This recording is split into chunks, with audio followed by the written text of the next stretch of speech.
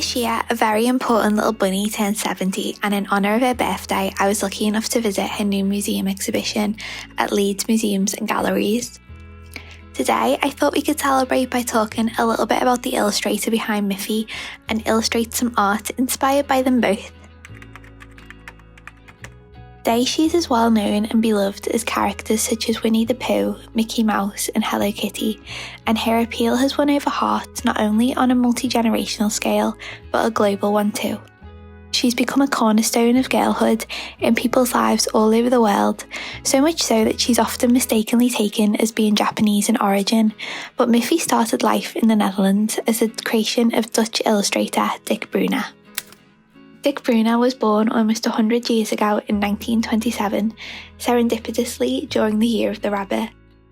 Although it would seem not even children's illustration is safe from the long tradition of Nepo babies in the arts, as Bruna's great-grandfather founded A.W. Bruna & Zoon in 1868, a publishing house that his descendants would be expected to carry on the legacy of. In 1943, aged just 16, Bruna found himself in the middle of World War II, and his family sought refuge in the heart of a lake district in the Netherlands. Unable to attend school, Bruna filled his days with drawing and painting, encouraged in earnest by the artists and illustrators who would visit his father, who continued to work at the publishers from their new residence. During their stay, artists would often sit with Bruna and give him lessons in their craft, and it was these moments that would set the course of his life to come. Shortly after the end of the war, Bruna would decide against returning to finish his final year of school, and his career as a bookseller began instead. First from his home city of Utrecht, before going on a work placement at W.H. Smith in London and later Plan Publishing in Paris, all of which were arranged by his father in the hopes of Bruna gaining the skills, experience and most importantly enthusiasm for joining the family business. However, if you're an artist and you have ever visited Paris, you'll know exactly why his family's best intentions failed miserably. There is only one thing that happens when you send a budding artist to the city of Paris. Unbeknownst to his dad, it was becoming increasingly clear to Bruna that he was not cut out for life as a publisher, but rather an artist instead. While in the city, he spent more and more of his time drawing, and it was there that he would discover the work of Henri Matisse, which would go on to become one of the biggest influences in Bruna's career.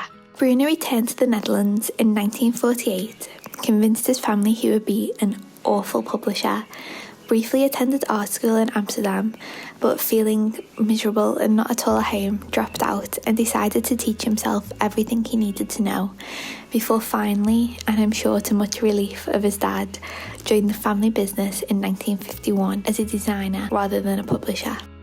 Bruna would go on to design around 2,000 book covers, and in 1953, aged just 26, his career working on children's books would begin. And 2 years later, the first Miffy book would be published in 1955.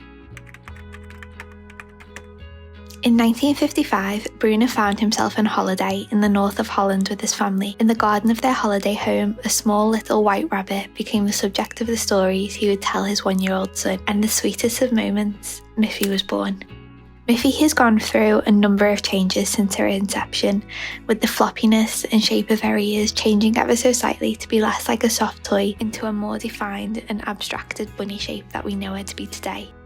But from the beginning, she has always been a simple white rabbit, shown only in outline against the page, always facing the audience, living in a white house with scarlet shutters in a world filled with primary colours and simple shapes.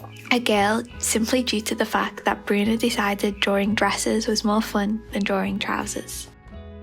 Bruna's experiences in Paris remained influential in his art style throughout his career, not least in Miffy.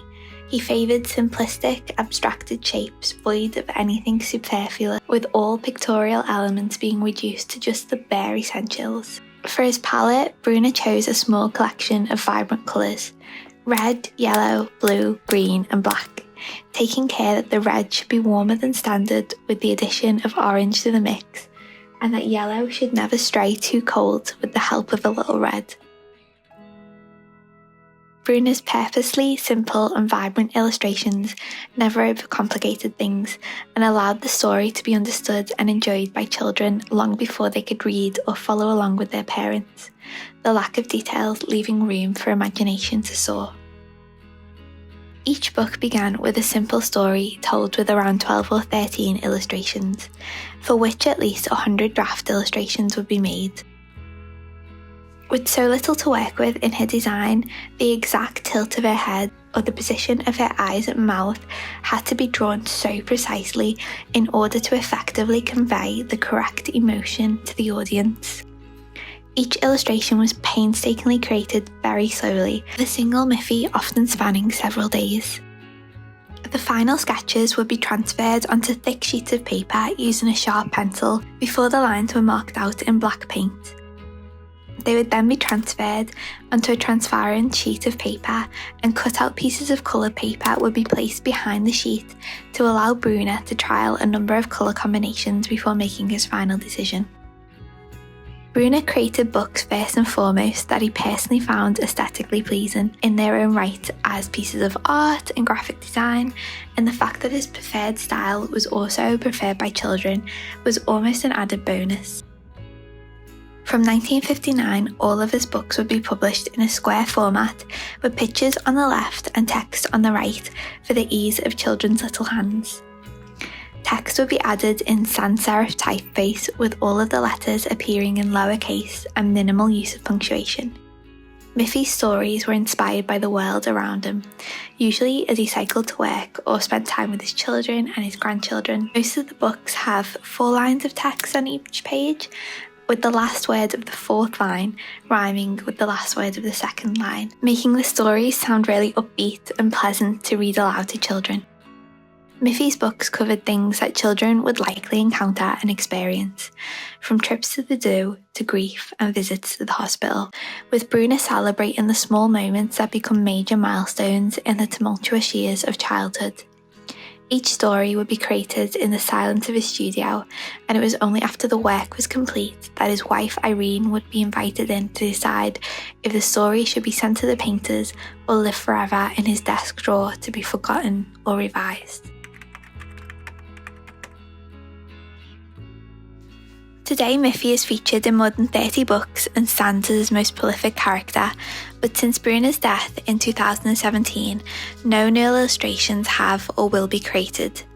Since her first book in 1955, she sold over 100 million copies, had 4 separate TV series, a feature-length film, and seemingly endless lines of merchandise.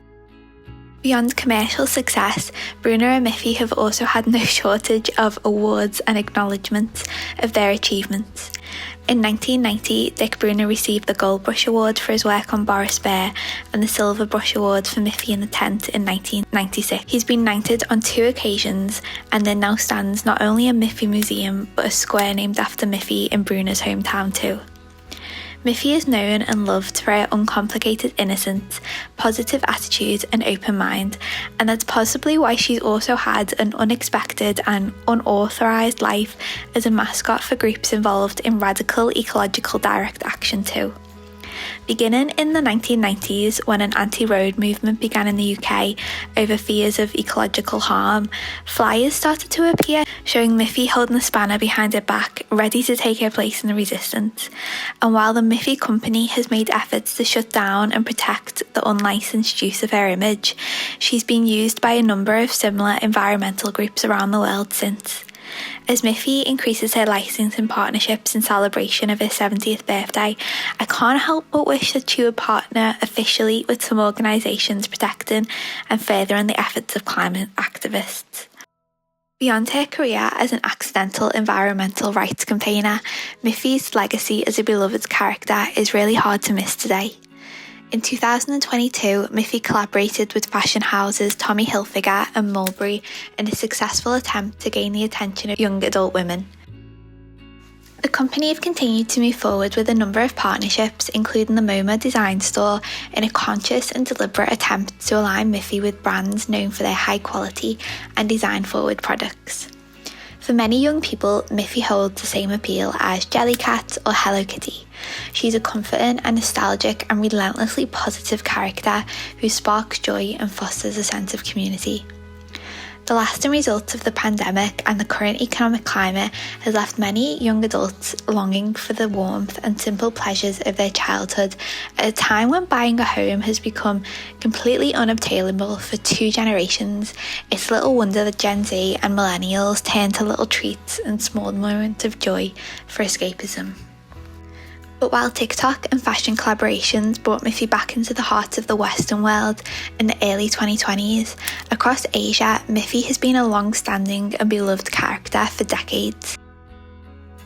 So much so that many people are shocked to discover that Miffy is not Japanese in origin, given her similarity to Hello Kitty, which is something that Dick Bruna himself even commented on in an interview with the Daily Telegraph, where he shared his strong dislike of Hello Kitty and his feelings that she was a direct copy of his beloved character. Nonetheless, the appeal of the two is undeniable in a continent where cuteness is seen not as the preserve of childhood, but a lifelong concept denoting to anything that is deserving of love and affection regardless of age. In 1999, 25 years after her introduction in Japan, she is the 9th top-selling character, with her license and merchandising surpassing $33 million. Perhaps the secret to Miffy's universal appeal lies not in her appearance, but her spirit. Miffy is always kind, and when she makes mistakes, she takes time and care to learn from them, which is something many who knew Dick Bruna expressed about the man himself, a person who shows kindness and generosity of spirit, whether he's talking to a studio's cleaner or the Queen. When Tommy Hilfiger was asked why they were keen to partner with Miffy, they expressed that they were attracted to their shared values of being adventurous, open to new experiences, and having a relentlessly positive attitude.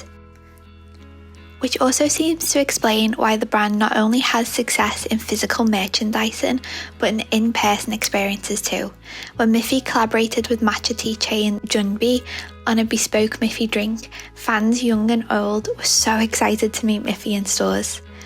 While some have argued that the recent popularity of Miffy is tied to a current trend of overconsumption and the commodification of trinkets, with the Western paradigm of cuteness shifting to see cuteness and toys as having a role well beyond childhood, see the rise of Sylvanian families and Sunny Angels, for example. But for many people, Miffy represents far more than a passing trend. She represents the simplicity of girlhood and the belief that childhood never has to end. She tells us it's okay to be soft, to be gentle, it's okay to make mistakes, and it's okay to try again. Miffy shows us time and time again that we are loved and we are safe.